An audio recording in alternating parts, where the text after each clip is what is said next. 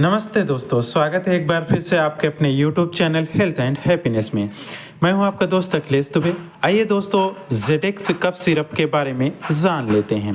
दोस्तों, यदि आपको सूखी खांसी की समस्या है, इसके साथ साथ आपका बलगम जमा हुआ है, गले में आपके इरिटेशन है, गले में खराश है और बार बार आपको खांसी की शिकायत बनी हुई है जो कि ड्राई कफ है, इसके साथ साथ यदि आपको एलर्जी भी है, यानी आपको जुकाम कोल्ड की शिकायत भी है, तो उस कंडीशन को भी ठीक करने के लिए इसका इस्तेमाल आप कर सकते हैं।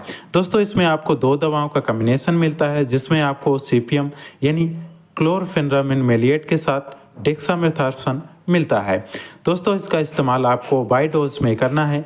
एडल्ट में इसका 7.5 ml से लेकर के 10 ml की खुराक दिन में 2 से 3 बार लेने की सलाह दी जाती है। इसी तरह की अन्य जानकारी पाने के लिए हमारे चैनल को सब्सक्राइब जरूर करें, साथ ही वीडियो को लाइक भी ज़रूर करें।